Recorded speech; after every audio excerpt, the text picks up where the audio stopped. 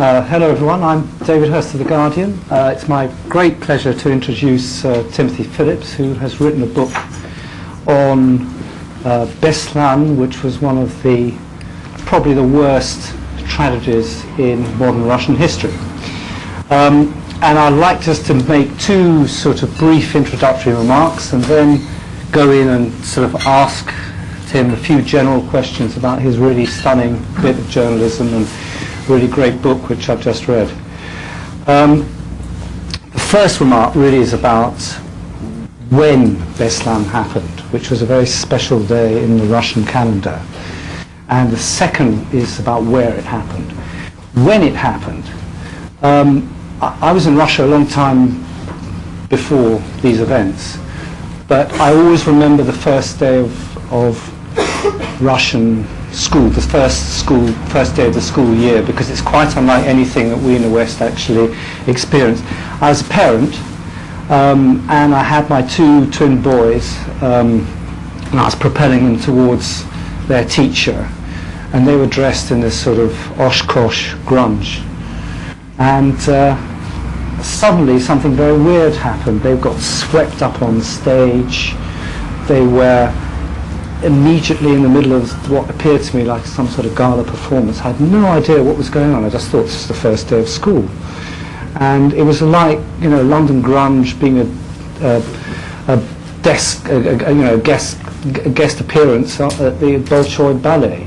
Suddenly there were balloons, there were what seemed to me like, sort of communist era songs being sung.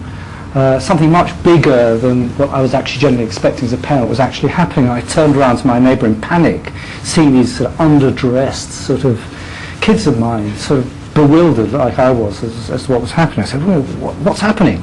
I said, don't you realise this is the day of knowledge? And he started to explain to me exactly what ritual was actually involved in this. And this was actually quite an interesting occasion. This was like a leaving ceremony. You were saying goodbye to your kids. You were handing them over to your teacher, to the state. It was also a celebration. They also had a ritual with the school bell, the first ringing of the school bell and the last ringing. This was like older kids introducing the younger kids into the world of knowledge. And the world of knowledge in the Soviet system and also in the Russian system is also very, very important.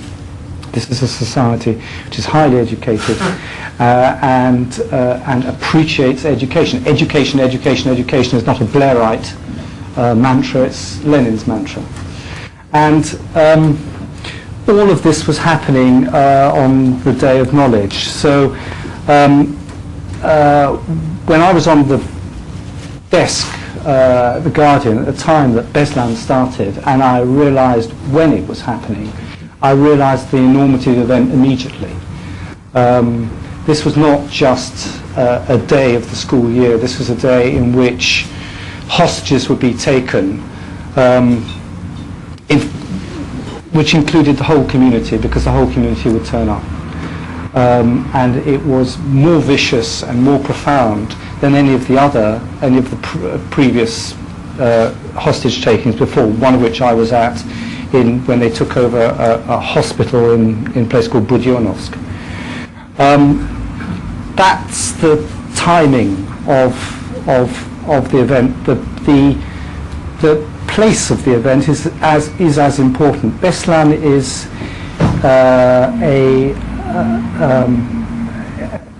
a city in a town in a very difficult part of the Caucasus. It's geographically not that far away from either Ingushetia, it's in a place called North Ossetia. It's geographically not far away from either Ingushetia or from Chechnya.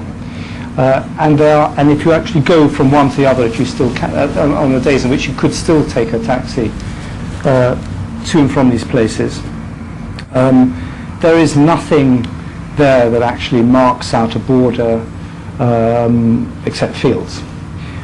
What there is there are bitter, local, profound memories of previous pogroms and histories which go right way back from Stalin from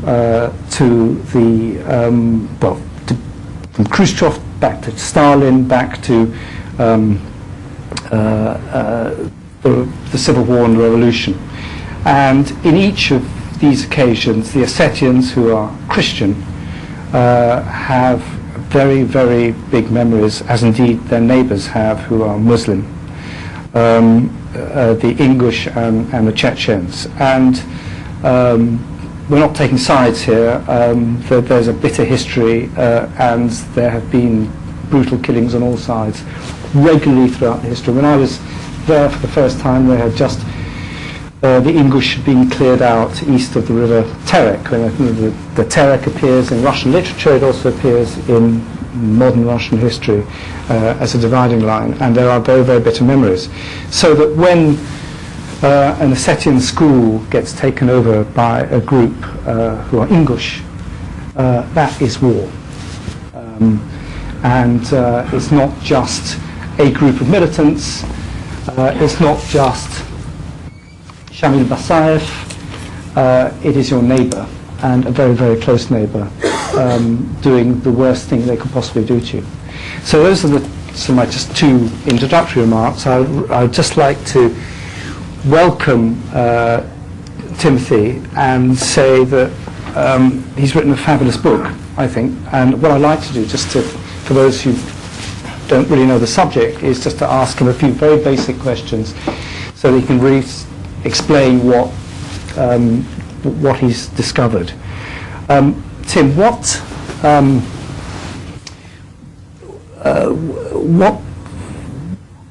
decided you to write this book about Beslan? What was the interest in the event? Well, thank you all for coming. First of all, I think I had lots of different reasons to be interested in what had happened at Beslan. First of all, when I first heard that it was happening, similarly to you, I think one of my thoughts was about my own time of going to school, and I spoke to my mum shortly after I heard about the siege on the news, and she said, I remember giving you up to go to school and you just assume that your children will be safe, and then something awful happens and it would be unimaginable. So I think that was one very important thing. I'd also spent several years researching a doctoral thesis on, doesn't seem very connected in the context, but on Russian holiday resorts. And as well as being a place of great violence, the Caucasus, the mountains, are the source of lots of natural water springs with reportedly with medicinal purposes, and so they were the first place in Russia where holiday resorts like Bath or Spa or places like that developed in Russia. So I'd been working on the Caucasus for a few years, and I'd lived in Tbilisi, and so for a year, and in the late 90s, and I understood a bit about the sort of the vehemence with which different ethnic groups felt about one another, I suppose. I felt that I could see a number of things that were likely to happen in the siege, which when I was talking to other people in the pub, they couldn't see. So there was a sort of, I'm sure it'll have to, gosh, you couldn't have that working out with loads of people being killed, they'll have to do something. And I sort of felt, well, it's probably quite likely that loads and loads of people will die. And the Russian security forces and the terrorists together will create a really deadly cocktail which will lead to mass deaths. So that's the emotional reasons for having become involved in it. The more logistical ones are that shortly afterwards, 3 days afterwards, the BBC Panorama programme decided to make an edition about the siege, and it was one of the ones where they wanted a very quick turnaround, and they had Damian Grammaticus, who was the reporter then in Moscow, had been in Beslan, and they basically got him for a few days to do interviews with some of the surviving children, and he was sending reel upon reel of this down the satellite phone back to London, and they had no one to translate it. And a friend of mine was a producer in Panorama, and I went in and worked on it. And so, having been interested, I then suddenly got access to a whole lot of information about the siege, and that just, in a way, galvanized my interest, and I saw at close hand the complexities, I suppose. Can you just summarize sort of very briefly what actually happened. Yeah. So you've already explained, David, the 1st of September every year, unless it's a weekend, in which case it takes place on the nearest Monday, is the start of the school year, and it's a day when lots of special events happen. It's not just an extra long assembly and loads more rules and regulations and collecting your textbooks for the year, and there's a real celebration. North Caucasus is quite hot in summer, and so their celebrations take place out of doors ordinarily. And in school number 1 in Beslan, there was a little podium that had been built, and a sound system had been rigged up, and they'd been rehearsing for the last couple of weeks in August for all the different dance routines and speeches and readings, and then this ceremony that you described of the first bell being rung. One of the other things that they did in this particular school, which isn't necessarily copied everywhere else, is that the youngest member of the first class, of the new class, is carried on the shoulders of the oldest member of the upper 6th class, I suppose, the year 11, to ring the first bell. I'm not sure if that's exactly the same as what happens everywhere else. So this was all supposed to be kicking off. 9 o'clock, everybody's lined up outside, and suddenly, out of nowhere, this truckload of gunmen in masks and with rucksacks runs in and pens about 1,200 teachers, parents and children and grandparents into the school playground. So there's buildings on 3 sides, and then there's a way in on the 4th side. 32 terrorists, some say that there were many more, but let's say there were 32, sort of start forcing the children and parents back towards the wall of the school into a smaller and smaller space.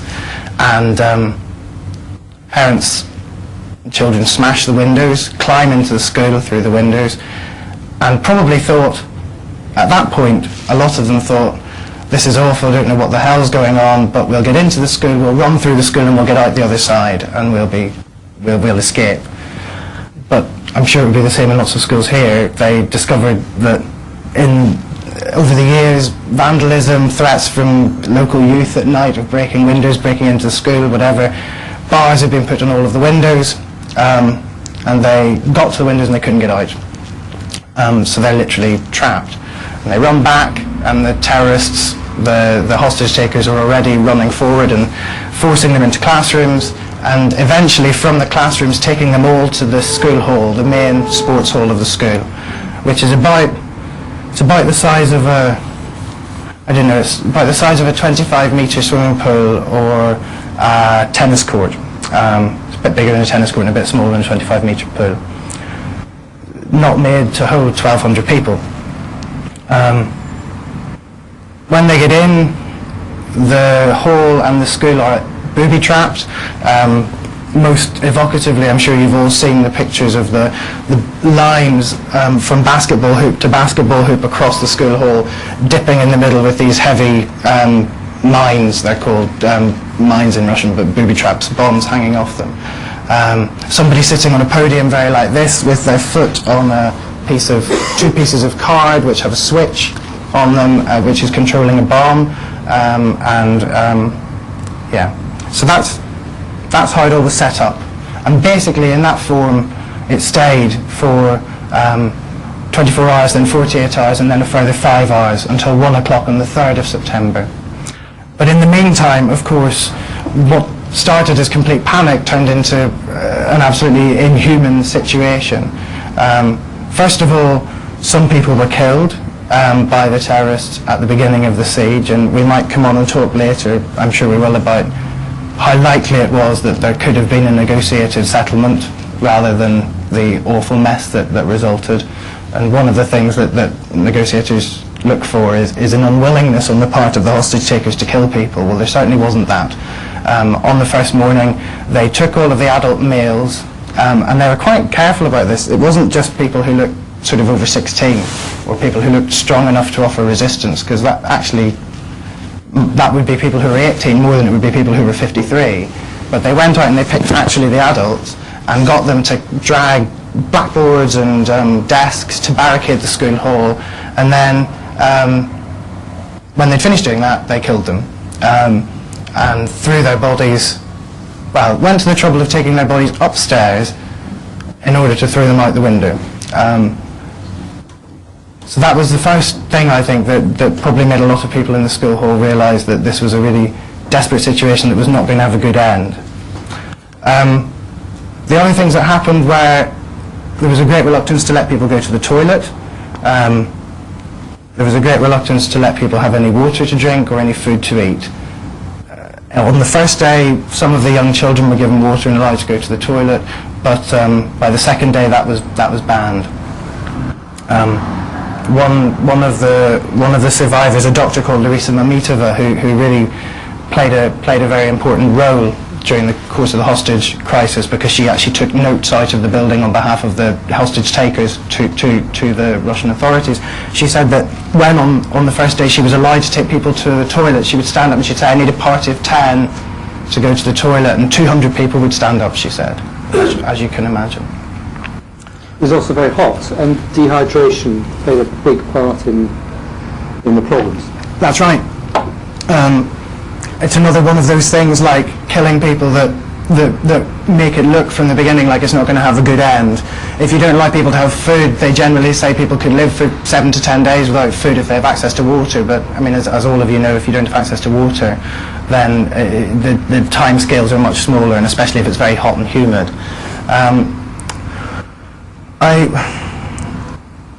Outside, so that's inside the school, growing sense of doom. That's not too strong a word.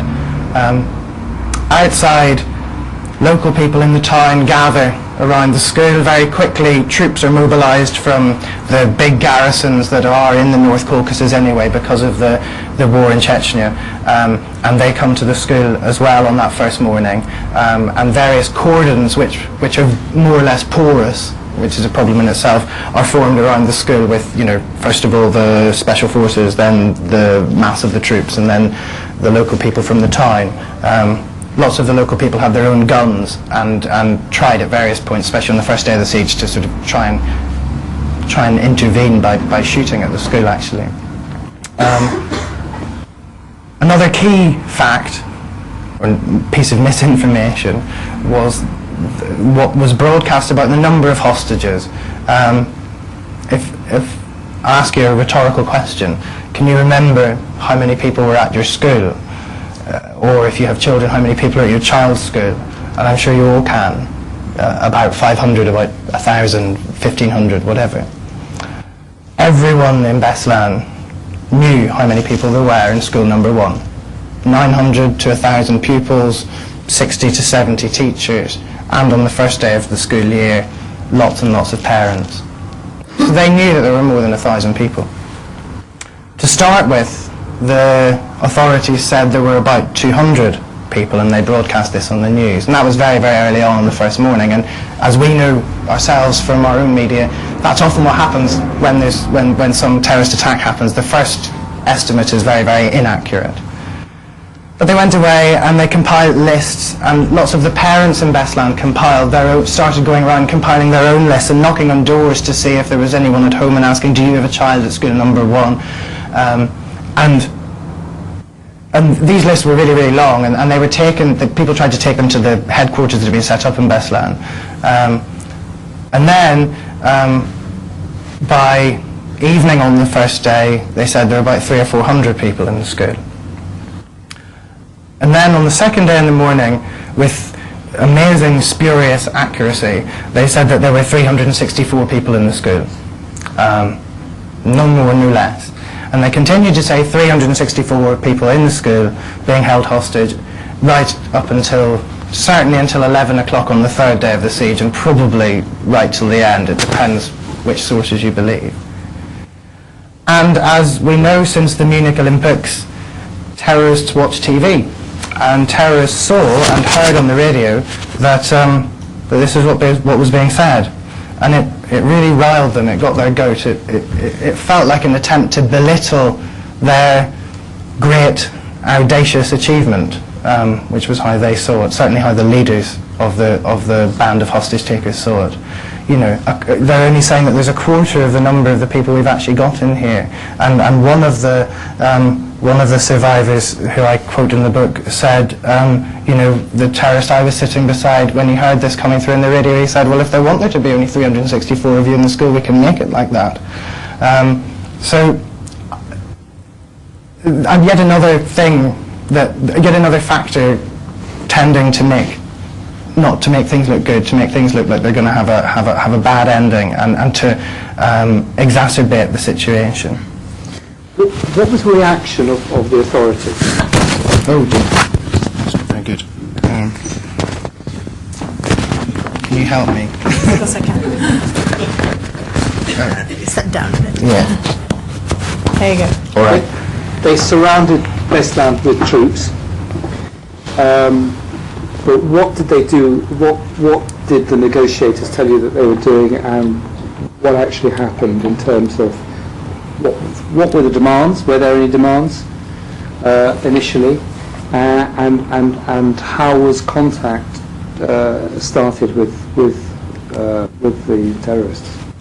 Well, there are lots of elements of this this is the crux. I mean, everything I've told you so far, there are shades of truth or not truth about it.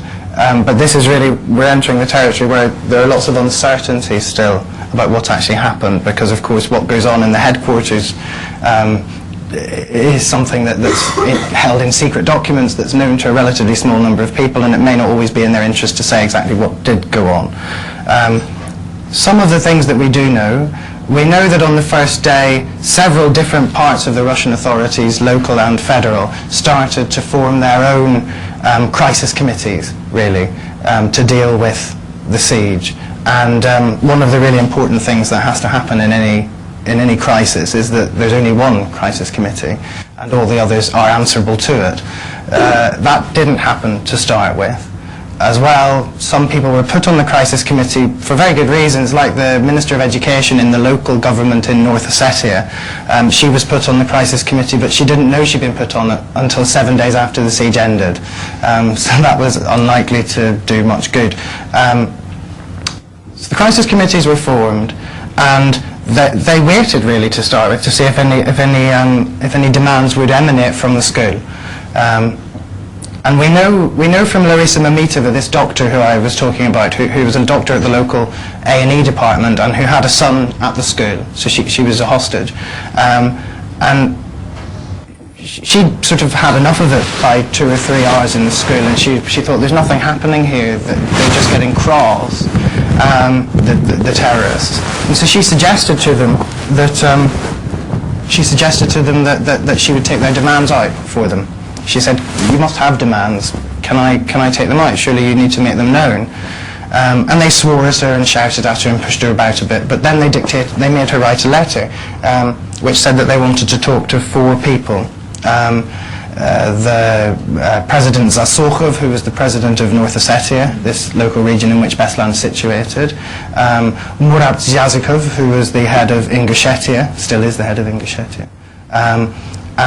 Aslan Vakhaslakhanov, who was President Putin's special expert on Chechnya, and Leonid Roshal, who was a children's doctor who had come to prominence in Russia for having a special way of treating children during the time of the Armenian earthquake. You probably remember back in 1987, very serious earthquake in Armenia, and he devised a special approach really to rehabilitating children after that. And he'd also played a role negotiating in the Nordost siege, the theatre siege at the Dubrovka in Moscow.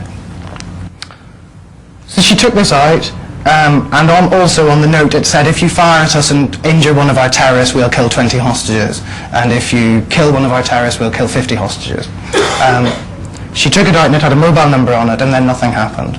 And she sat and she sat, and she got more and more frantic, and she'd obviously told people when she came back into the hall, well, you know, something's going to happen now, the demands are out there. And then she heard over the radio that the wrong mobile number had been given. They dictated the mobile number wrong. And so the authorities couldn't get through to that mobile. Obviously, you can see already, there are just so many opportunities for conspiracy theories at that moment. Was it wrong? Who has the piece of paper? Why can't we see the piece of paper? Was it the real piece of paper? Why would the terrorist dictate a wrong mobile number, etc., etc.? There had already been one sign that something was, even before it had actually begun. Can you just explain about the significance of the police car? Well, yes, may or may not be significant, but nobody has adequately explained. On school mornings, the local police traffic car would come and park outside the school in front of the school's Common Town Street, and the left side of the street is broken from the right side of the street by a massive train track with the main train line to Moscow from Vladikavkaz going through it. But trains don't go very fast in Russia, so you probably have a chance to get off the line before you were hit. But at the beginning of the school day and the end of the school day, they would come and park there to check that the children could get across safely. And on the morning of the 1st of December 2004, there was no patrol car. And a few of the survivors noticed this afterwards. They noticed it at the time and they commented on it afterwards. Isn't it funny that the one day ever that our school is taken by hostage takers, that's the day when the patrol car isn't there? Afterwards it emerged, what the North Ossetian authorities said to explain this was that a very important dignitary was going up the main road from Vladikavkaz that morning, and in order for him to see that everything was in order with his local police, the police cars had to be out on the road so that he'd see there was lots of policing going on the road. Yes, so that's... When they finally got through, yeah. What were their demands? When they finally got through, again, as far as we know, they spoke to local FSB, which is the successor organisation to the KGB, as I'm sure you're all aware now. A local FSB trained negotiator who has said that basically there was no talking to them. They didn't have demands. They said, we want to talk to these 4 people, and if they don't all come to Beslan, we won't talk to any of them. We don't want any food bringing in, and lots of abuse. He said it was a very abusive relationship. He was seeking all the time to make a personal connection with at least some of the people he was talking to. I think he talked to two of the terrorists, and he felt completely unable to do that. For what it's worth, I think I believe him. I mean, I think that's probably that is a ring of truth about it. Certainly, when the one person who came as soon as he heard that he was named in the document was Dr. Rashal, children's doctor. He's a rather strange man. He has a very big ego, and some would say rightly so. He has many achievements, but he seemed, I don't know, he seems, from what I've heard of him, to have a very abrasive personality, so you might not want him there to negotiate. And he came along and he reached Beslan in the evening and took the phone line and spoke to the terrorists in the room, in the school, and basically he was humiliated by them. They just called him all the names under the sun, and he sort of remonstrated with them, and he said, I said to them, listen to me, Sonny Jim, don't you be talking to me like that. And that was, that's really what he said. And then they said, we don't want to talk to you anymore, and they wouldn't talk for half of the second day. Now, that's one plane of reality. Then suddenly, and I'd been researching Beslan for quite a long time, and of course talking to survivors, you don't necessarily get any of this because they didn't know what was happening outside the school. So all they know is that there weren't adequate negotiations because they know that at the end of the day they were fleeing for their lives or their loved ones were killed. Quite late on in my research, I discovered that there was a completely different set of negotiations going on between a different group of negotiators and a different group of terrorists, probably. And these were much more fruitful. And they led on the second day to one politician, not one of the 4 who was mentioned in this demand letter, a 5th politician, being able to get into the school. And so suddenly this hall of mirrors of different potential realities it becomes much more confused, because on the one side everything's impossible, you can't negotiate with these people, and on the other side something's happening. His name was Ruslan Aushev, and he had been the head of Ingushetia before Murat Zyazikov, who was one of the 4 people who they wanted to speak to in the note. he'd been a rather more popular leader of Ingushetia than Zhazikov, who is derided as a fool by most Ingushetians and as a placeman for Putin's government. And Arushev, out of nowhere really, he turns up in Beslan, and he gets the local crisis committee to say, yes, okay, if you walk towards the school gates, we won't shoot you. And the school gates, he goes through the school gates and gets into the school, and he sits down and he goes into the school hall and he looks around and he takes stock. And then he comes out and he negotiates, he talks to the terrorists for about an hour, and then he goes and gets 26 people. I think it's 11 mothers and 15 children, and all the children were breastfeeding or toddlers, so they weren't children at the school. They were the, I suppose in a way, the most unknowing victims of all. They were the ones who'd come along with their mums because they weren't yet of school age.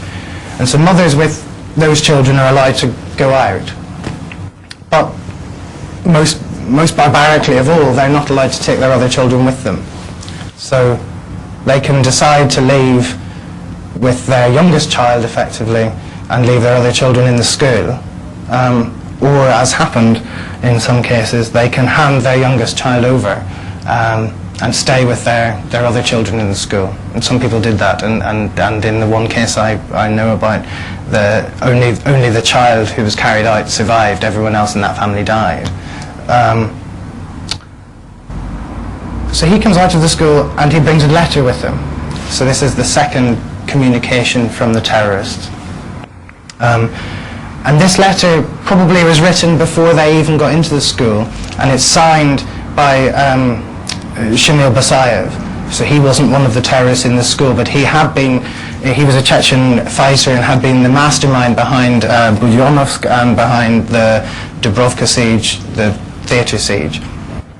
And in it he says, among other things, he says, you know, if you'll allow Chechnya to form its own sort of, have its own independence within the Commonwealth of Independent States, and we'd continue to spend the ruble, and we would never have foreign policy that was anti-Moscow, but we want independence. Then, you know, then we can let the hostages out.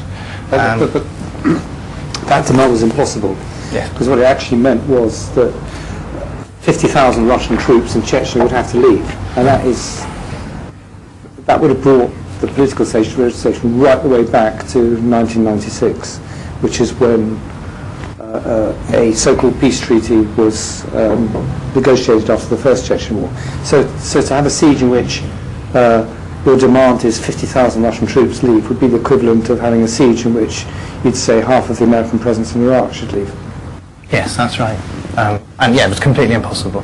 But yes, and one of the interesting things about it is that there was a playfulness in the way it's phrased. Even, I don't know if you felt that reading it, but it's almost like it's couched in ever such reasonable language. You know, obviously we've had our difficulties, but if we can all be sensible now, then I'm sure we can all work something out.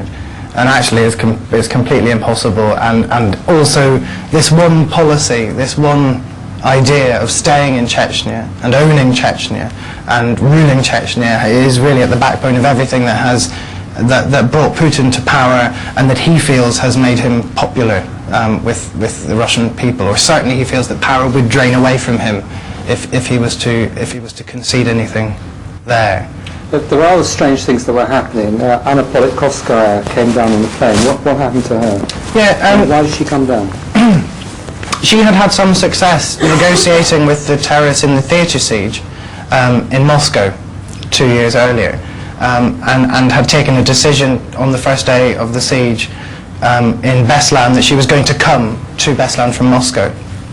And she tried twice unsuccessfully to board flights going to Vladikavkaz Airport, Vladikavkaz is the large city just near Beslan, but actually Vladikavkaz Airport is on the outskirts of Beslan.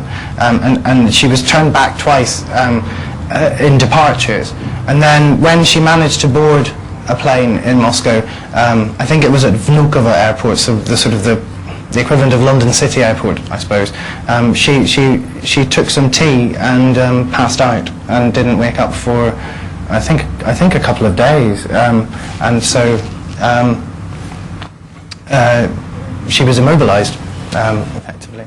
It was the way that's normally explained, and it's hard to see it otherwise, it was very important to someone that she should not be able to negotiate with the terrorists, that there should be no sort of embarrassing, as people in the Russian government would say, embarrassing consensus between Russian liberal opinion and the terrorists, and that there shouldn't be seen to be any successful resolution to problems through this liberal, unmanaged, democratic, chaotic approach. And so they wanted to close down that option. Another person, so I was reminding myself of this story today, Andrei Babitsky, who was a I think Radio Free Europe reporter in Moscow. Radio Free Europe's funded partly by the American government, and he tried to get on a plane to Moscow. And the way he tells the story, literally he was standing waiting to check his bag on. Someone tapped him on the shoulder and punched him, and then said, "Oh, you punched me," and then started a brawl. And Andrei Babitsky was arrested for causing a fight and locked up in the cell at the airport for long enough, and charged with disturbing the peace, I think, actually. But anyway, long enough to prevent him from getting to Beslan. To develop further on that, the day after the siege, one of the oldest newspapers in Russia, and one of the most respected, though it's hard to talk about respect for the press nowadays in Russia, unless you're talking about some very small publications indeed, but the editor of Izvestia was sacked by his shareholders because he showed graphic pictures of what had happened at the end of the siege on pages 2 and 3 and 4, and he questioned to some extent whether everything the authorities said had happened had actually happened. So he was sacked. Another thing I heard when researching the book, which I'm not sure, this is a sort of bad statistic because it can be untrue even before you've managed to say it, but it certainly was true, I think, when the person told me it, which was about a year ago. The Beslan siege was the last live outside broadcast by a news channel that's happened in Russia. Now that may have changed since, but just imagine that. Our lives are made up of, you can't watch the 10 o'clock news now without seeing live, and we send journalists to stand outside live things when nothing's happening. In Russia you can't do it even when something really, really enormous is happening. And that's because, I think, of this fear of uncertainty. What would happen if you had someone there who might ask a question of someone at a certain point before we'd got our story straight, sort of thing. How did the siege end? Yes, on the second night, the night of the 2nd of September, old people who are diabetics, and very young children were starting to lose consciousness, as you would expect, from the heat, from the stress, and the lack of water and the lack of food. And the 5-6 hours of waking life that there were on the 3rd of September were really desperate. And it was clear, certainly to lots of the survivors inside the school hall, that something was going to happen. There was no way this could just go on. Something would have to happen. Some hoped that because some children had been released and parents the day before, that maybe there'd be more released the next day. And certainly that's one thing that does happen in hostage crises, that there's dribs and drabs of people getting out, slightly bigger numbers, in return for small concessions by the authorities, which don't tackle the big issue, but are a help. Out of nowhere, out of this invisible negotiation strand, not the main one, but this invisible one that it's impossible to find out what was going on, there was an agreement that members of the government crisis department, there's a ministry which deals with natural disasters in Russia and crises, that they would be allowed to approach the school in a van and take out some of the dead bodies. So this could be seen as one of those concessions, those sort of points of cooperation which just make life a little bit easier for the people in the hall, and which show that there is actually a dialogue going on. That van reversed up to the doors of the school sports hall at about 1 o'clock on the 3rd of September, Simultaneously, a minute later, there was an explosion in the school hall. Not a very big one at first. And then about 2 minutes later, there was a massive explosion. And part of the ceiling of the school hall caved in, and lots of the people who were underneath that part died instantly, or were very seriously injured. Simultaneously then, lots and lots of things happen. People who are strong enough start running away. Other people are unconscious, dazed. The Russian security forces get the green light to begin an operation to rescue the hostages and liquidate the terrorists. Those two aims are probably incompatible. And fire, the remaining part of the roof starts to catch fire in the sports hall. It's complete chaos. One of the things that happens is that a number of very brave ambulance workers, local people and soldiers start running towards the school building and picking people up and carrying them out. Some of them killed by crossfire from the Russian forces and the terrorists who are now fighting for all they can. At about 1:30, the rest of the ceiling collapses, and so hundreds more people, certainly another 100 people are killed. Lots more are trapped and very seriously injured. One of the most chilling aspects of the whole siege for me, because of the way it involves, because it's so manipulative, is that the second in command of the terrorists, this man Khodov, who was not Chechen or Ingush, but was actually half Ukrainian and half Ossetian himself, but had been converted to the cause of Chechen independence, and having been a petty criminal had found himself a cause. He comes into the school sports hall just as people are starting to come round and there's fire and everything, and starts shouting in Ossetian, so in the local language, accentless obviously because he's from there, that run for the dining hall, run for the canteen, that's where you'll get saved. And actually the canteen was the next base of the terrorists, those who'd survived, and he was just inviting people to become hostages a second time effectively. And estimates vary, but between 200 and 300 hostages clambered out and went that way. And of course once it had started, then they were rounding them up again. It wasn't just that everyone was naively walking or running to the canteen. But in a way I think that brings home how manipulative and sick, I suppose. I mean, that's a good, straightforward word. So at least some of the hostage takers were.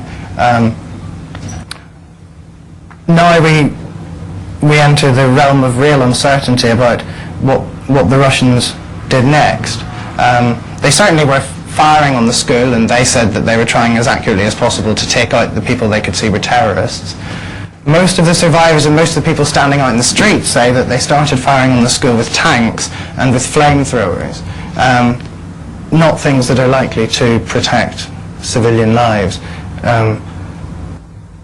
And there's no agreement about that. Another real bone of contention for the local people is that there was a real delay in allowing fire engines to get to the school. So even though the building was really badly on fire from 1:30, it seems generally agreed that fire engines weren't allowed to start putting those fires out until 3:30. Obviously that might have had an impact on how many people survived if they'd been allowed to approach sooner. By about 5 o'clock, all of the hostages who had survived had been removed from the school in one way or another, increasingly by special forces who were running in and taking them out, and lots of the special forces men, about 11 or 20 members of the special forces were killed. And probably all but one of the terrorists had been killed. Why in the aftermath, just before we go on and on about this, but why in the aftermath do you think, what is the attitude of Beslan, and why has it transferred from, why has their anguish about these events transferred from the cause. We just described really brutal terrorists that very few schools or states or whatever could protect themselves against. But why has the attitude in Beslan turned from that being the cause of their anguish to the Russian state? What's it like in Beslan at the moment, and why is there this anguish about the lack of truth or the transparency of all the committees of inquiry that have taken place? Why is there an official silence about it? What's going on? Lots of questions there, and they spark off lots more questions in my head. If I start by just telling you a couple of little vignettes from Beslan in the last 2 weeks. I haven't been back in the last 2 weeks, but been following it in the news and in the Russian press. And so one is an interview with a survivor, a man, a father, one of the few who survived. A very small number weren't killed, and two of his children were killed, and one daughter survived, and she's now 18, so she must have been 15 when and very poignant interview with him where he's just saying, I'm ridiculous, I won't let her go anywhere. I don't let her out of my sight. And she's got into an institute in the local town, so in Vladikavkaz in the city. And I have to go and collect her every night and bring her home. And I know it's really bad of me because she has to have her life, but after what happened to her, I never want to let her out of my sight again. So that's one very human reaction which hundreds of people must be having in Beslan. Another, also human but very flawed human reaction is that a number of the mothers who survived have been taking each other to court in Beslan over the summer to dispute which group of them owns the right to use the name Mothers of Beslan, Voice of Beslan for their action group. There's several very powerful groups campaigning for transparency in Beslan. Mothers of Beslan, Truth of Beslan, Voice of Beslan, and they've split and splintered over time, one from another. One had more teachers in it than parents, and there have been notable differences between teachers and parents that I might go on and say something about. And one split because the other had a more militant approach towards tackling the Russian government head-on about why they weren't being transparent, and the other thought we need to take a more stepped approach and be more realistic. And now, one woman who was a member of neither has taken one of the groups to court and has said, well, I own the right to this name, I came up with it. And in a way that's more tragic than the man who can't let his daughter out of his sight, because these are people who have suffered immensely awful trauma, all of whom have lost children, or certainly have been in the school themselves. And now they're left fighting over the right to be in an organisation that is trying to get truth about what happened in Beslan. And I think the reason for that is because increasingly they understand that they're not going to get answers to the questions that are left unanswered. Why not? From the evening of the 3rd of September 2004, if not before, it was very important to the Russian government that certain pieces of information should not be divulged, that there shouldn't be transparency. We know from our own country that sometimes things are kept secret and we don't quite understand why, and we think, not only do we think that we ought to be allowed to know, but also we think that it would be much easier for the government if they'd just give up this piece of information and then we could all see it. In Russia, that's a daily occurrence. Nothing is public information, or nothing of value is public information. There is a lot of public disinformation that is easily and readily available. I think there have been 3 inquiries from various parts of the government, none of which have adequately answered the questions, and basically, very briefly, the one that took place at local government level blamed the federal government but wasn't really able to say why. And the one that happened in federal government level blamed everyone at the local level and said they'd taken very silly decisions and all power had been devolved to them, and they'd need to spend more money taking care of their emergency services and things like this. And there's no willingness to divulge any more information about who was talking to whom, what the role of people in Moscow was, because certainly they had a role, because we know from some of the unguarded comments that people who were in Beslan said was, oh well, I spoke to Moscow and they said not to do that yet, but we don't know any more than that really. Can I throw this open to you? If there's one, sorry, just to finish, just to try, I don't think I explained that very well. I think I explained it rather dryly, that last part. I mean, in Russia, a really ridiculous example, which might also lighten the very heavy mood, but when you go to Russia as a foreigner with a visa, you have to get it registered. And anyone who's been will know that this can cause lots of difficulties, and if you bought your visa in the wrong place, you have to travel to a completely different city to get it registered. And the first time I went to get it registered in St. Petersburg, and I queued all day, I queued for a couple of hours, and finally I got to the head of the queue, and the woman said, no, sorry. And I said, well, but this is the registration office, and please, please register my visa. And she said, no, this is not the registration office. I said, but it is, please tell me where to go. And she said, I don't think there's anywhere you can go. And then she said, next. And this isn't special treatment for foreigners. This is what happens to Russians all the time. The answer is no, and that's it. And if you try and get more information, you're just being difficult, and you're holding up the queue. And one of the saddest things in researching the book was that I decided I would take a train from Moscow to Beslan, and I would try and meet as many people as I could and talk to as many people as I could to try to get a feel for this place before I got there, or for where it sits in the Russian psyche. And this was the middle of 2005, so it was only 8-9 months after the siege had finished. And nobody I met wanted to talk about it, and they didn't really have an opinion about it. And one man I met who was very engaging said, well, everybody's life's difficult in Russia. And I know that sounds really glib, but actually I think there's a lot of truth in that.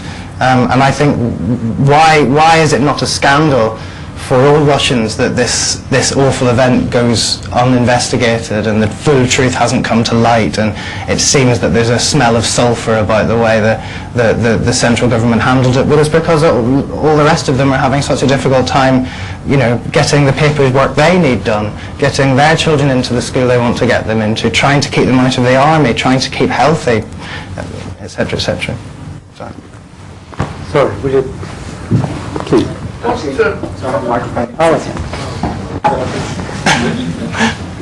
Back to television. What specifically do you think did the hostage takers hope to get out of this event? I mean, politically, practically, or whatever. I think two things. I think there were lots of avenues that the government did not explore about what these hostage takers might have wanted. So in a way, that's where I see the culpability for not having a better negotiation process. If you'd really explored it, you might have found some of these concessions at a lower level that you could have agreed on, and then that might have built into something else. However, in reality, I think that the leaders of the terrorists, the people who planned the attack, understood that they were certainly going to die, that they were going to take as many people as they could with them, and that this was, in the phrase that we believe Osama bin Laden used about 9/11, this was a spectacular. And I think there were other terrorists in the group who had been rounded up from really miserable lives in Chechnya and Ingushetia, and who wanted to hit out, and who may not have known that they were going to go to a school, and who may have thought differently about what they were involved in if they'd known it was a school full of children. And certainly some of the surviving hostages say that they overheard some of the some of the terrorists having crises of confidence.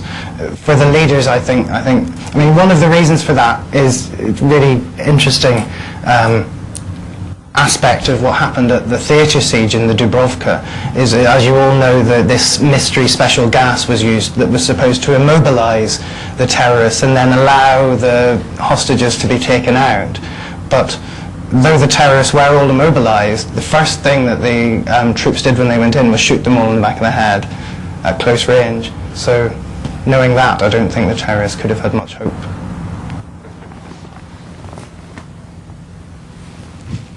I wonder if you could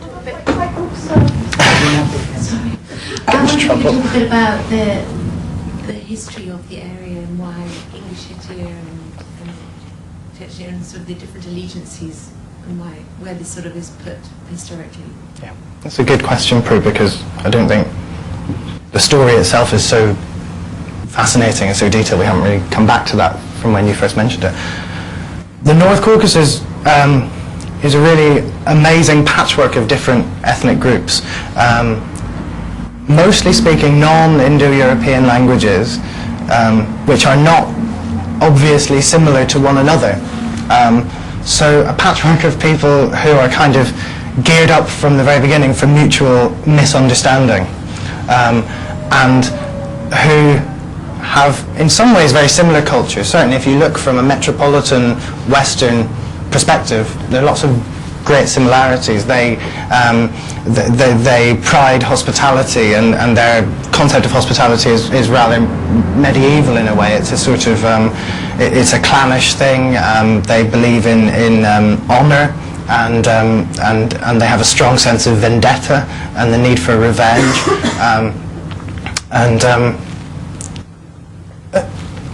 And one of the key differences to be found in the North Caucasus, there are two. One is that of all of these groups, the Chechens are the ones who have fought the hardest and the longest to be separate from Russia, and the others, though more or less not liking it, have mostly kind of gone along. So that's one important difference. The Chechens have a really pathological hatred of being part of Russia, and they just don't see that they can have any kind of meaningful identity as part of another country. And the other key difference is that in the middle of the 18th century, the Ossetians, where Beslan is, most of the Ossetians converted to Christianity. Everyone else, the Russians tried to make everyone else convert, and though some did, that didn't really stick. And because of this, in that unfortunate way that religion has, no sooner have they converted and gained all of the potential benefits of heaven than it turns out that they no longer can live near their neighbours without the protection of some larger Christian power, aka Russia. And so the North Ossetians were the first way into the North Caucasus for Russia. And there's usually been a close alignment of interests between North Ossetians and Russians. Which is not to say, and I think this is really important, which is not to say that when you live in an autocratic or totalitarian state that you do really well and all of your people prosper and they can say whatever they like. I mean, the reality is, of course, that if Stalin is rounding up hundreds of thousands of Russians, he's also rounding up their fair share of Ossetians and Chechens and Ingushetians. But generally, the North Ossetians have not been picked on because of their ethnicity, whereas all the other groups have at one time or another. So they might have been picked on for writing a nasty article or painting the wrong type of painting or publishing the wrong type of song or something, or just for being in the wrong place at the wrong time, but not specifically for being Ossetian. At various times, I shouldn't go from the very beginning because it's a bit dull, but in 1944, during the middle of the Second World War, total war, Soviet Union, all of its resources supposedly dedicated towards its Western Front, fighting for all it's worth, and really still not convinced, not certain that it's going to win. Stalin diverts hundreds of thousands of pounds, or the equivalent, or millions of pounds of resources, of manpower, of people, trains, goods wagons, artillery, to Chechnya and Ingushetia, and over the course of a week rounds up 450,000 Chechens and Ingushetians and deports them about 1,000 miles to the east and dumps them, those that haven't died in the cattle trucks, in the Kazakhstani desert, and turns the land that they had once lived in into just an ordinary province of Russia, gives a bit of extra territory to the North Ossetians, and that's what David was describing at the beginning, this contested territory on the wrong side of the riverbank. And those Chechens and Ingushetians and their children are left there with no infrastructure, no schools, nothing, for 13 years before Khrushchev, the new General Secretary of the Communist Party in Moscow, relents and decides they can come back. There's a feeling in Chechen and Ingush, and especially in Ingush minds, that the North Ossetians were not only benefited accidentally almost from it, but were sort of party to this and colluded in it somehow, and eased it along, and where were the cattle trucks and the trains parked before they drove into Ingushetia and Chechnya? Oh well, they were parked on the railway line in Vladikavkaz, outside Beslan even. So I hope that's a taster of the ugly identity politics of this region.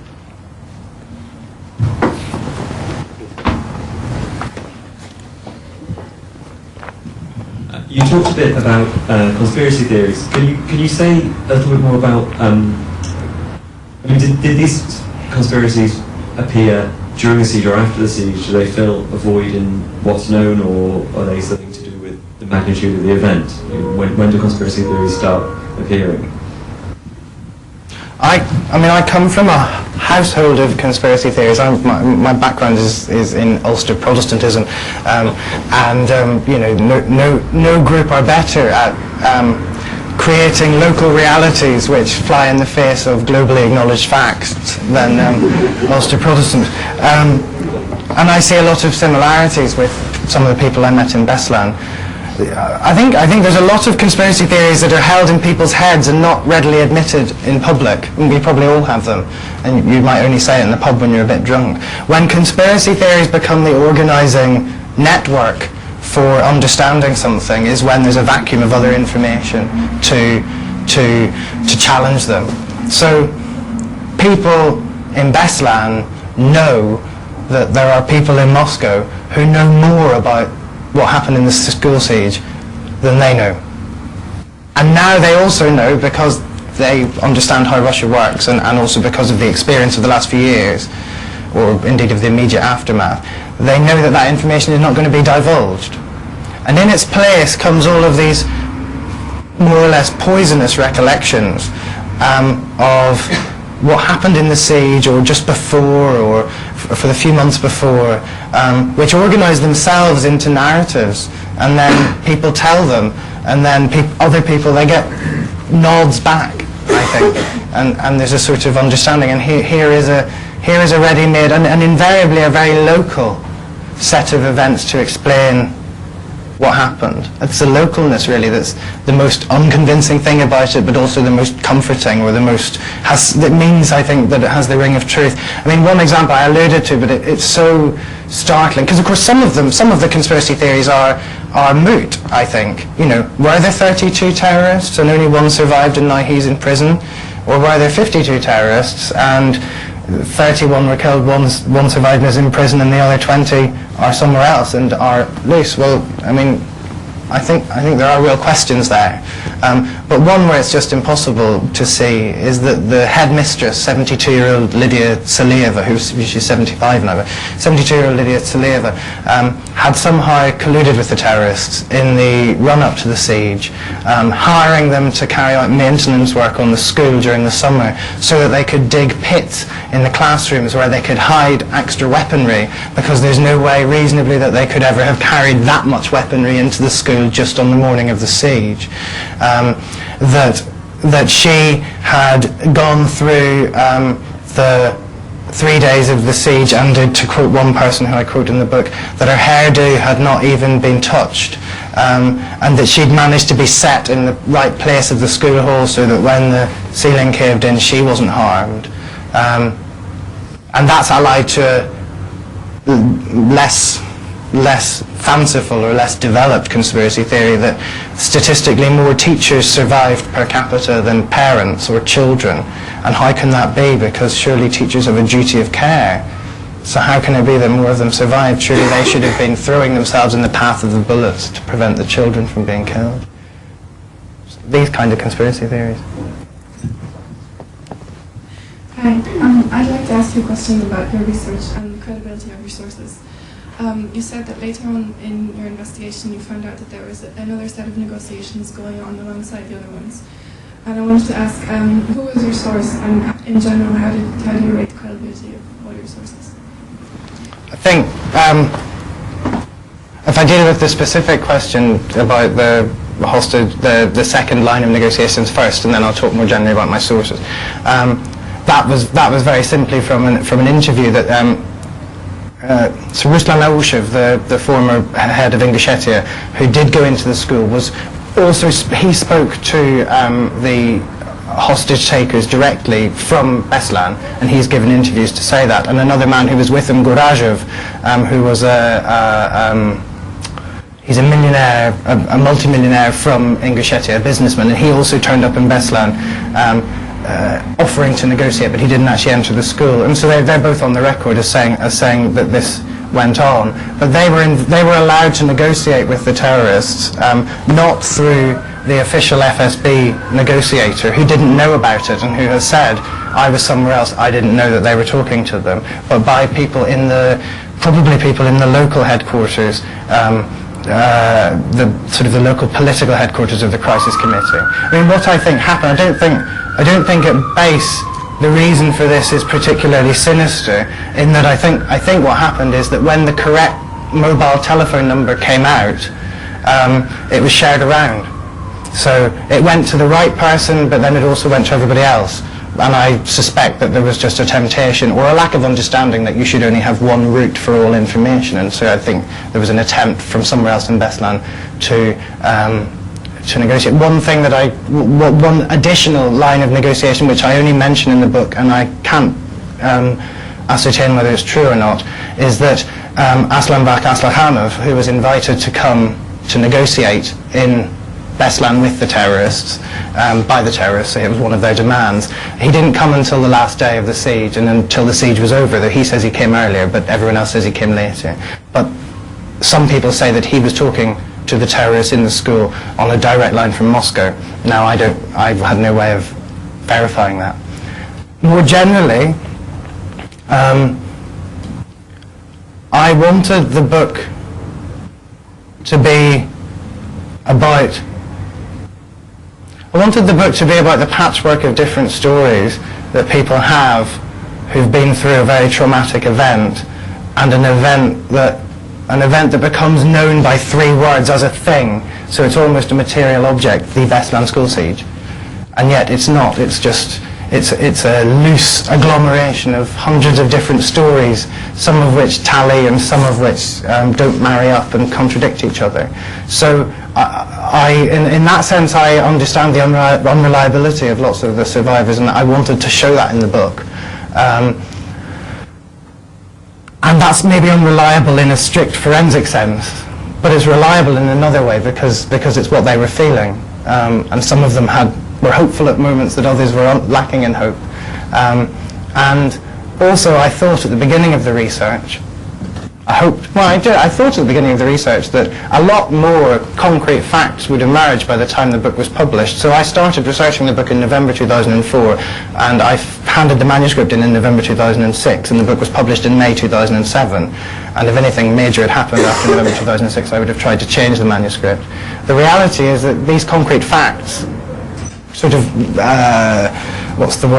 verified by official sources, never came to light. So all you're left with is the multiplicity of different stories. I hope that answers your question.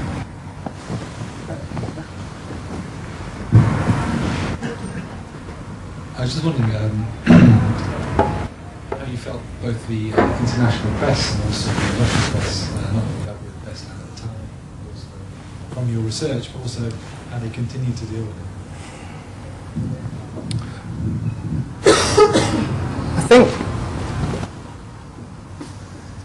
In general, I think quite well. I suppose one of the things that you would look for is a continuing interest. If you're someone who believes that something was a very significant event that's liable, at risk of being forgotten. So there is a continuing interest. This year's anniversary was marked with less gusto by the press internationally than in previous years, but still there were articles. The other thing I'd say is that the process of writing the book and having these conflicting inquiries which didn't ever come to any real conclusions as the basis of your evidence that you then try and see if what people told you marries up. What I find was that a lot of research had been done also by investigative journalists, in particular for Novaya Gazeta. Anna Politkovskaya's paper has had a continuing interest. There's a website called Caucasian Knot in the Caucasus, which again has followed very closely the events of the siege. I think one interesting thing that a reporter for a 24-hour news channel told me not that long ago. She had been on duty in the studio in London when the siege ended, so at 1 o'clock Moscow time, and people had started running out, and she spoke about not only about how awful the footage was and but how difficult it was to know which story to tell. So I thought this was really interesting because there were multiple different news feeds from different channels coming in. Some of them showed children running out of the school, and that's a good news story. The children are escaping. And some of them showed what looked to be tanks firing at the school and fighting and dead bodies, and that looked to be a bad story. And the difficulty of telling a story out of that and selecting which footage to show and then talking to it whilst bearing in mind what the other was showing. I know that doesn't directly answer your question, but I think it's an interesting element of how rolling news, the challenges that rolling news has in dealing with this. I mean, I think in comparison to a world where there are no live broadcasts, or where it's very difficult to do investigative journalism, which is the world that Russia is now, it was much more desirable that what was there at the time. How do you think incidents like Beslan have fed into the Russian view of the strong state? Putin's enormously popular. He's a strong man, and it's incidents like Beslan that have actually fed this. How do you think Russians view their own state, and what is behind the idea of Russia as a strong state? I think it really has fed into that. I was thinking just before I came here, something I wanted to get across was how easy it is for us to sit outside of Russia and as liberal people or people who believe in democracy to criticize the Russian state at present for the way that it's treating people who want to have freedom of speech or people who want to say things that are alternatives to what Putin believes. And the really important thing is that most Russians on any day of the week would vote by a large majority for Putin to have a third term and to be their president again. Now, you can say all sorts of things about the fact that there's no free media, and so therefore all they see is Putin, and they see every single thing he ever does, and so they might not be in a very strong position to work out what else they might like. And I take all of those points. I think basically he's a very popular president. Two recent opinion polls which are really interesting because they seem directly to conflict are that I think something like 75% of Russians are happy with Putin's approach. I think that was one that came out last week. 2 weeks before, another opinion poll by the same survey centre said that 83% of Russians don't believe what the Russian government says happened at Beslan actually happened. What does this say other than that people are complex? I think it says that at the moment people are more interested in having a strong leadership in their country than having a leadership that tells them the truth. They've seen the benefits at certain times in the past of having strong leadership, as they feel, both benefits in terms of not feeling embarrassed internationally, which I think is very important for Russians, but also benefits in terms of getting your wages paid rather than not having your wages paid, getting your pensions paid, knowing that probably most of you won't have your houses taken off you suddenly because of some change in the law, etc., etc. And they haven't really seen the benefits, many of them, of honesty, I think. They feel that there's been a lot of honesty which has made their country look ridiculous internationally. A lot of honesty which is very difficult to swallow because there are a lot of difficult truths in the past for Russia. And I'll tell you, a journalist I was speaking to who starting a project on Russia, and she was travelling to Ulyanovsk, I think, but anyway, to a city in Russia, and she was on the train. She was saying she was going to look into the Russian judicial process and how it didn't work, basically, to someone who was in the cabin with her, and he said, "Do you not have any miscarriages of justice in your own country?" I think that says a lot about how Russians feel. Mary.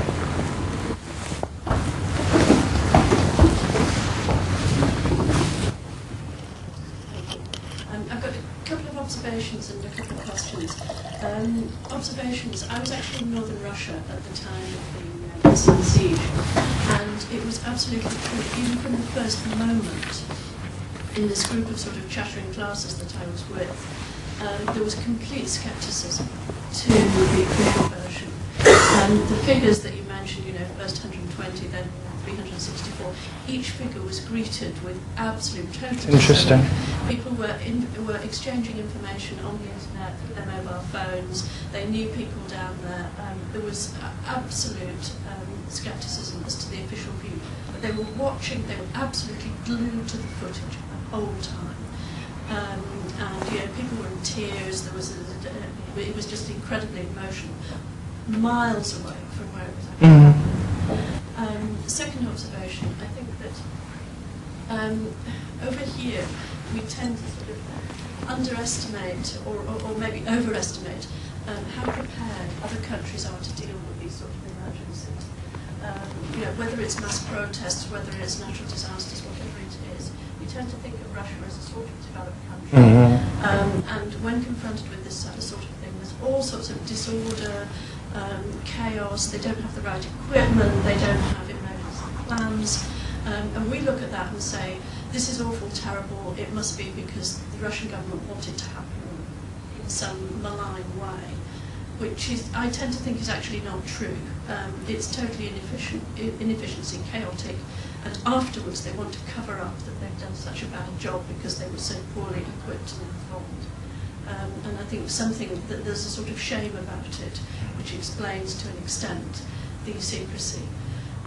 Also, just in answer to the question of the strong state, I tend to think that Beslan actually was much more dangerous for Putin than people think in retrospect. At the time, it took him 48 hours to appear in public. He flew down overnight under cover of darkness. He visited people in hospital at something like 4 in the morning. The television cameras followed him, and they all went back to Moscow. I tended to see Beslan as illustrating the weakness of the Russian state, and that the fact that the anniversaries haven't been sort of followed up is, to me, indicative of that. I also think that they were able to use it as an illustration of what they see as the dangers of Chechen terrorism and projected as international terrorism. And to an extent, I think the Beslan siege and the way it was covered diminished a lot of the support that there was over here for the Chechen cause. A couple of questions. School number one. Schools number one tend to be elite schools. Was it selected for that reason, or was it selected just because it was convenient and it was sort of well known?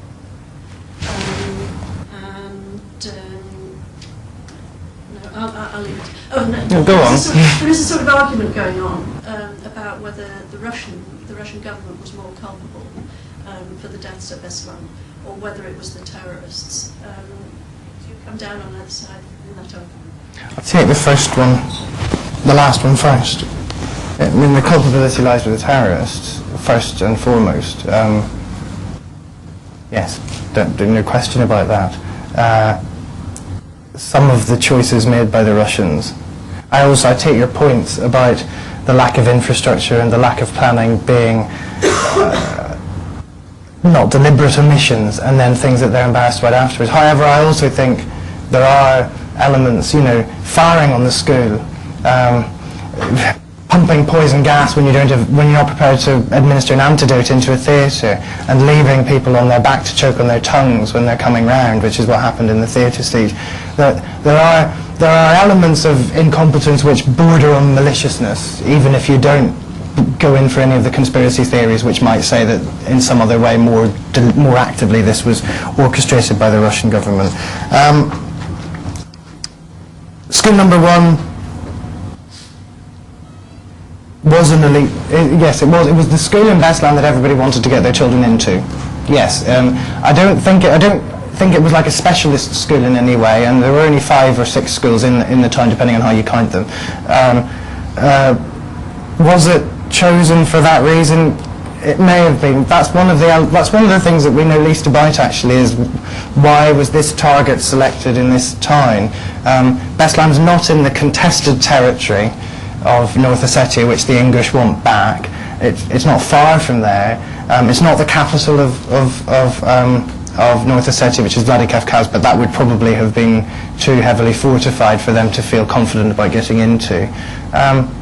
So it's a good question about whether it was selected because it was sort of particularly high achieving families who'd be trying to get their children in there. I don't know. Yeah, but the issue of culpability is an interesting one because, of course, it's one of the techniques used by states which don't want to admit their own responsibilities to withhold information. So they say, oh, well, why would you want to blame us? It's so obviously the terrorists who are at fault. And that's not why you were saying that, but I mean, that's something that the Russians often say, the Russian government, and I think it's not a defence. If someone punches you and then the doctor who's treating you drops a great big piece of metal on your face, it doesn't mean that they weren't wrong too. I think. I don't know how are we. Have we exhausted the? Please.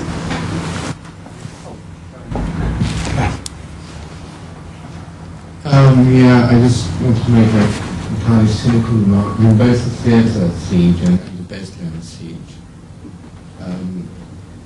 did the actual event play into Putin's hands as far as the government's hands, as far as they're to justify the continuing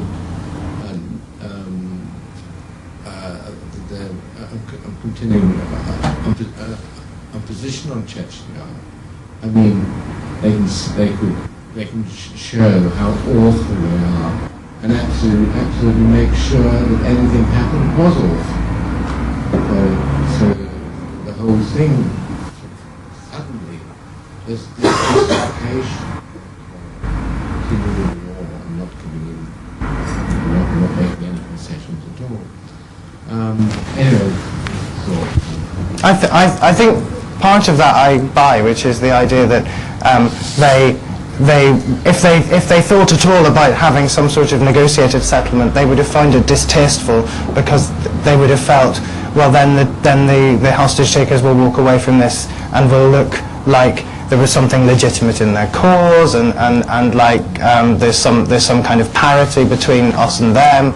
So I completely agree with that. I don't think, however, that Putin needed the theatre siege or Beslan siege to continue his work to make Chechnya look like it is aggressively peaceful, which is what it looks like at the moment. Sorry? you had lots of flats earlier. Well, yeah, I mean, there's a lot of dispute about who. There was No, but I genuinely don't think, you know, a lot of people write about this clampdown that happened after Beslan, where he rounded up, where so many people with Caucasian-like features were rounded up and arrested. I mean, in reality, those things happen all the time in Russia. They go out and they have a spree of arresting people who have swarthy skin. I actually don't think that he needed Beslan, and in that sense, it probably was more of a risk, as you were saying. It presented more of a risk that needed to be neutered at a certain point.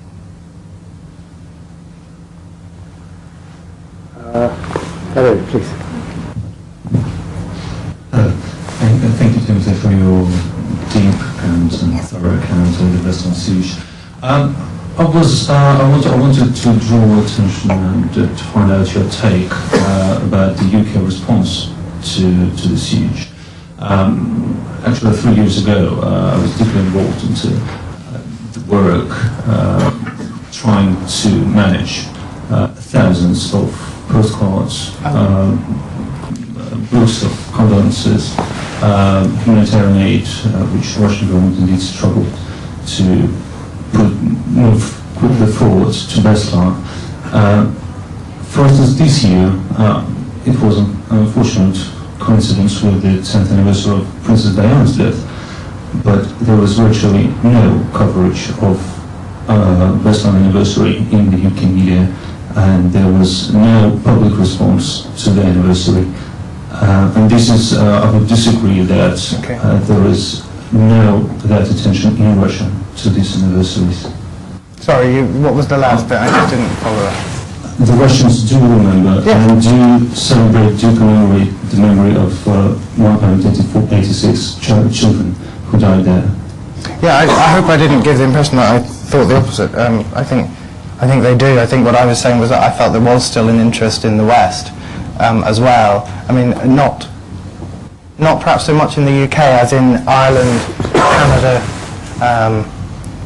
Germany, and certain parts of the United States, especially the southern states of the United States. There's still a lot of aid and goodwill and money flowing to Beslan even now. More generally, if I comment on that massive outpouring of goodwill from across the world that did go on, which is something I talk about in the book, but I haven't talked about so much this evening, that was received as it was intended by people in Beslan, very genuinely, as something that was meant to alleviate, but in no way to erase the awfulness of what had happened to them. And lots that has been done with that money has been very good. I mean, literally very practical things like, you know, giving subventions to people families where there's no father anymore and the father was the only breadwinner, providing toys to children who are very traumatized, taking them to sanatoria overseas and in Russia for treatment. One of the unintended consequences, though, of that for very young children, which I didn't understand at all before I went to Beslan, is with very young children, if something traumatic happens and then they get loads of presents afterwards, or they get taken on lots of holidays and trips, there's actually a really dangerous psychological cycle where they come to associate great pain with benefit, and this can be a problem in later life, and so they sort of grow up assuming that in order to get nice things, horrible things have to happen to you. Why there is no UK response? I'm sorry, I don't know. I mean, I don't know. I'm hesitating about whether to say this, but I will say it because it is something I think, though I'm not sure it's right, so it'll be interesting to see whether you feel it rings true. I think in more religious societies, responses to events like this are more sustained and more emotional. More emotional to start with, and more fulsome, and then more sustained. Yes, and so I think, I wonder if, that's why I said the southern part of the United States, because as far as I can see, those are the people talking to people in Beslan. Republic of Ireland, similarly. I mean, if there's a differential between the UK's response, maybe it's because we don't all go to church. But I don't know, maybe that's not right. There's one, please. Thank you. Oh gosh.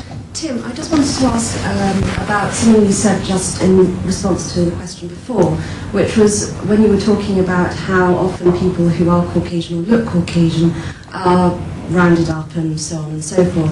And, you know, we unfortunately, one of the things about the lovely Russians is that, obviously I do, you know, they are great, but one of the terrible things is a certain line of racism.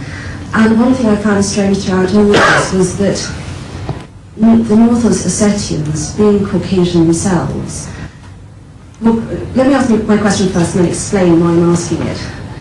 Well, two parts of the question really is how much from your interviews, maybe you didn't get much at all, did you feel they actually identify themselves as Russians in the larger scheme of things, and also how much they genuinely made the connection of the siege as being caused by the Russian-Chechen conflict?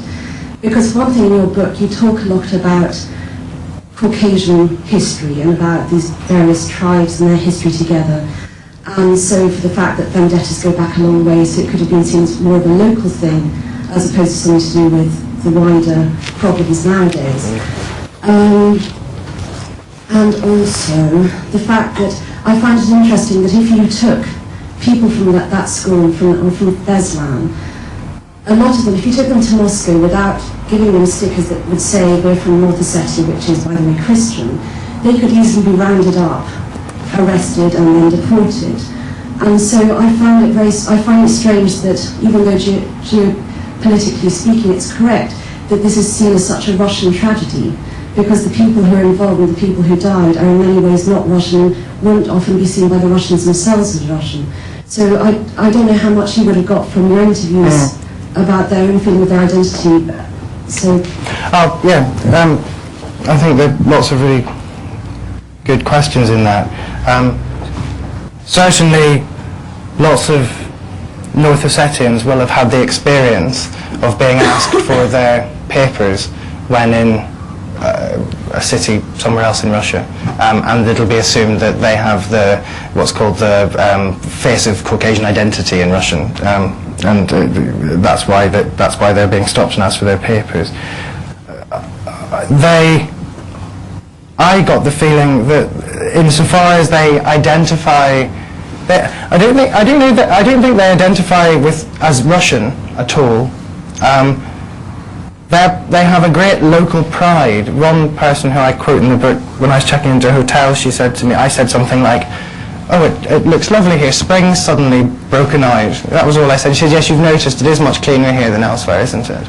And there's a sort of, there's a local pride in Ossetianness which might well help them to explain to themselves why the Russians have picked them to be allies out of this morass of otherwise less distinguished groups of people.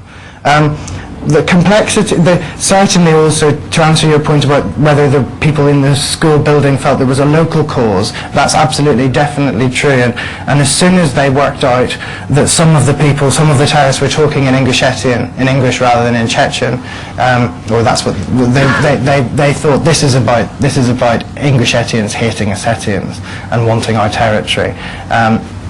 One very small conspiracy story that I came upon was one of the survivors who said, yes, it was just the same as at the beginning. I don't know if you came across this back in 1992. She said it was just the same as in 1992 when there had been a small civil war between North Ossetia and Ingushetia. She said, all of the English, they always come to be treated in our hospitals because they're much better than theirs. So there you are, that's the local pride again.